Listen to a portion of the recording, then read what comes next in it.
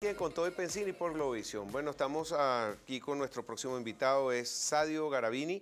Él es embajador y profesor de ciencias políticas. Ese término ex embajador, siempre la gente tiene como un problema porque el embajador siempre mantiene su título, pero la gente se siente como más tranquila. Sadio, bienvenido al programa. Buenas tardes. ¿Nos puede aclarar Buenas eso? tardes, Pedro. Mira, no, lo que pasa con los embajadores de carrera y no a la carrera, o sea, aquellos que tienen un rango aun cuando dejan de ser jefe de misiones, porque en una carrera de embajador se está de jefe de misión en el exterior, pero también se regresa a la Cancillería como director o como asesor de una determinada dirección. En mi caso, por ejemplo, yo regresé de asesor de dirección de fronteras, por ejemplo, después que regresé de la embajada en Guyana.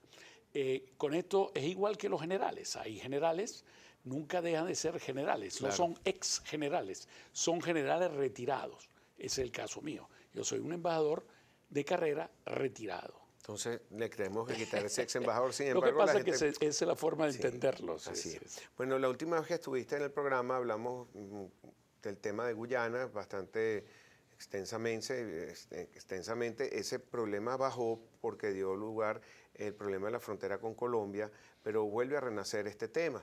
De hecho, hay ciertos reclamos ante las Naciones Unidas, se ofrecieron ellos a servir de árbitro, Ban Ki-moon reunió a ambas cancillerías. Quisiera que nos pusieras al día de qué está pasando en esa relación entre Venezuela y Guyana, si tenemos posibilidades de recuperar ese territorio o eso cada vez se ve más difícil para Venezuela.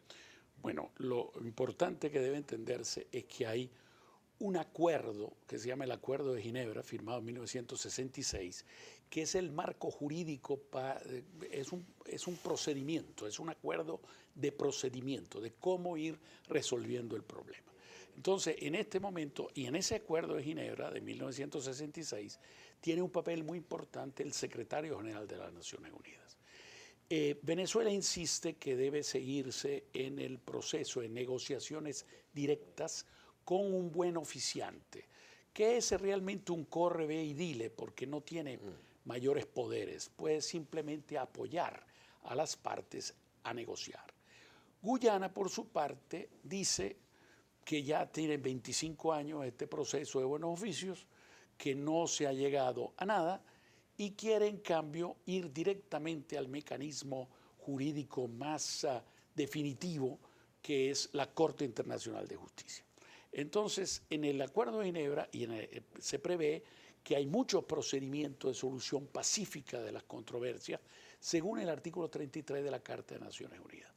Cuando no hay acuerdo entre las partes, o sea, Venezuela dice buenos oficios, o sea, negociación directa con buenos oficios, Guyana dice Corte Internacional. Si no hay acuerdo, el secretario general de las Naciones Unidas tiene que escoger el medio de solución pacífica, uno de los medios de solución pacífica previsto en el artículo 33. ¿Qué pasó cuando se reunieron los presidentes con Ban Ki-moon? Bueno, que viene una comisión de investigación de parte de la ONU, enviada por Ban Ki-moon. Ya fue a Guyana.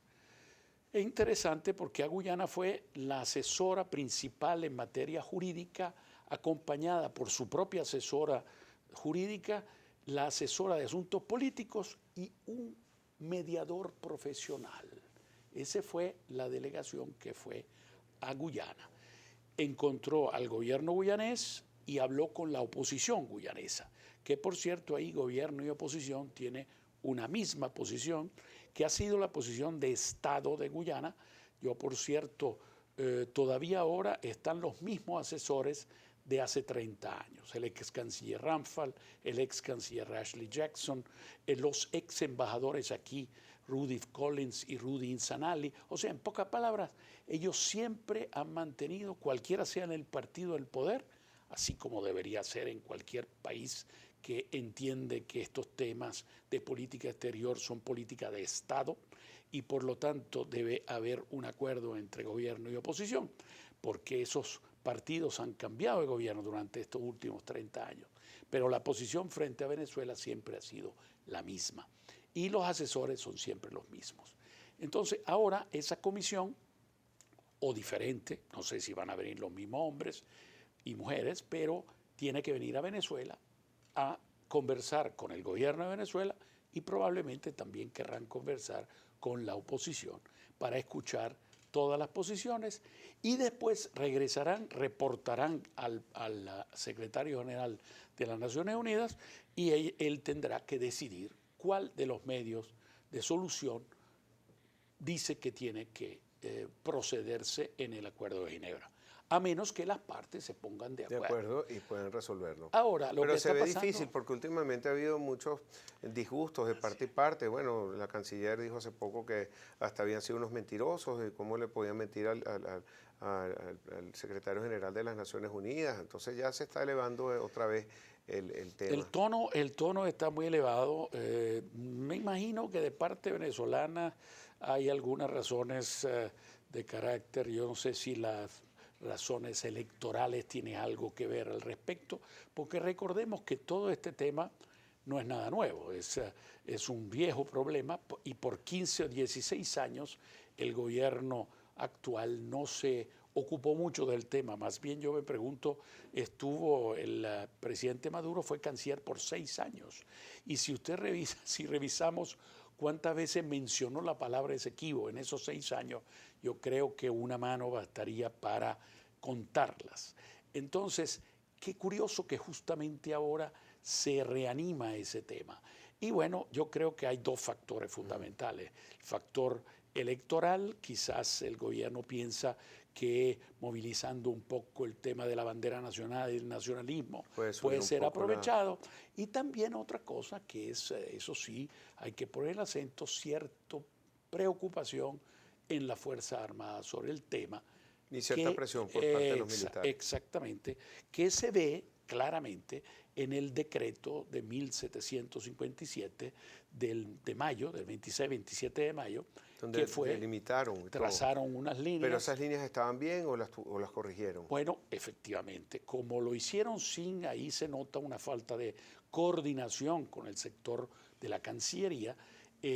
Cuando trazaron esas líneas sobre el mar, que son las máximas aspiraciones venezolanas, no solamente en la zona atlántica, sino también en el mar Caribe, protestaron muchos países, empezando por Surinam, porque la línea que iba sobre las áreas marinas y submarinas atlánticas no solamente agarró aguas de la zona de reclamación de Guyana, sino de Surinam y de Guayana Francesa.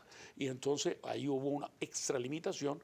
Hubo protesta de Colombia, hubo protesta de varios países del Caribe. Y ya lo corrigieron. Y entonces hubo un nuevo decreto, 1859, que retiró totalmente las líneas, habla solamente de que todo va a resolverse a través de la negociación del derecho internacional. Sadio, tenemos que ir a una pausa comercial. Al regreso quería tratar varios temas contigo, más cortos, de lo que está pasando en la frontera en Colombia, la parte electoral del 6D y cómo afecta.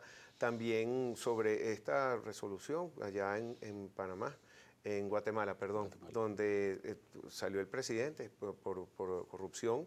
Y también un resumen breve sobre la visita del Papa, cuál es tu impresión y qué dejó por todo Estados Unidos y también por Cuba. Sadio Garavini, ex embajador y profesor de Ciencias Políticas, aquí en Con Todo y Pensín y Globison. Ya regresamos con más para ustedes.